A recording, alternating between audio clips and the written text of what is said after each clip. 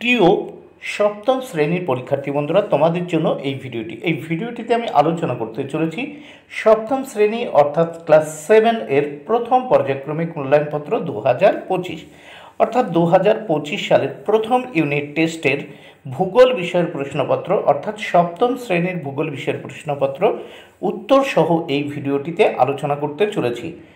প্রশ্নপত্রটি সম্পূর্ণ সিসিই পদ্ধতি অনুসরণ করে তৈরি হয়েছে। পূর্ণমান 30, সপ্তম শ্রেণীর ভূগোল বিষয়ের প্রশ্ন, সময় 1 ঘন্টা। সম্পূর্ণ নতুন পদ্ধতি অর্থাৎ হলিস্টিক পদ্ধতি অনুসরণ করে প্রশ্নপত্রটি তোমাদের জন্য তৈরি হয়েছে, তাই অবশ্যই দেখে নিতেই হবে। প্রথমে 1 দাগে সঠিক উত্তরটি নির্বাচন করো। এর জন্য রয়েছে 5 মার্ক। 5টি প্রশ্নের উত্তর করতে হবে 5 মার্ক। প্রত্যেকটি প্রশ্নের জন্য 1 মার্ক করে বরাদ্দ। 1 রোমান হরফের 1, পৃথিবীর আবর্তন গতি সবচেয়ে বেশি, উত্তর নিরক্ষীয় অঞ্চলে। 2 নম্বর প্রশ্ন, জলবিষুব সংঘটিত হয়, উত্তর 23শে সেপ্টেম্বর তারিখে। 3 নম্বর প্রশ্ন, আন্তর্জাতিক তারিখ রেখার দুপাশে সময়ের পার্থক্য হয়, উত্তর 24 ঘন্টা। 4 নম্বর প্রশ্ন, জিওগ্রাফিক্যাল পজিশনিং সিস্টেম এর সাহায্যে নির্ণয় করা যায় না, উত্তর উষ্ণতা। 5 নম্বর প্রশ্ন, এশিয়ার অন্তর্গত 48টি দেশের মধ্যে যে দেশটি এশিয়ার অন্তর্ভুক্ত নয়, উত্তর অস্ট্রেলিয়া। 2 দাগে যে কোনো 5টি প্রশ্নের উত্তর দাও। এর জন্য রয়েছে 5 মার্ক। প্রত্যেকটি প্রশ্নের জন্য রয়েছে 1 মার্ক করে বরাদ্দ।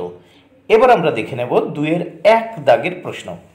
সমুদ্রপৃষ্ঠে বায়ুর গড় চাপ কত, উত্তর 1013.25 মিলিবার। রোমান হরফের 2 নম্বর প্রশ্ন, পৃথিবীর অক্ষরেখার সংখ্যা কতগুলি, উত্তর 180টি। রোমান হরফের 3 নম্বর প্রশ্ন, আহ্নিক গতির প্রধান ফলাফলটি কি, উত্তর দিন ও রাতের সৃষ্টি। 4 নম্বর প্রশ্ন, জিপিএস কথাটির সম্পূর্ণ অর্থ কি, উত্তর গ্লোবাল পজিশনিং সিস্টেম। 5 নম্বর প্রশ্ন, চীনের ম্যানচেস্টার কাকে বলা হয়, উত্তর সাংহাইকে। 6 নম্বর প্রশ্ন, বিশ্বের বৃহত্তম সামুদ্রিক তৈল খনিটির নাম কি, উত্তর সাফানিয়া। এবার আমরা এই প্রশ্নপত্রটির পরের পৃষ্ঠা বা পরের পেজ দেখে নেব।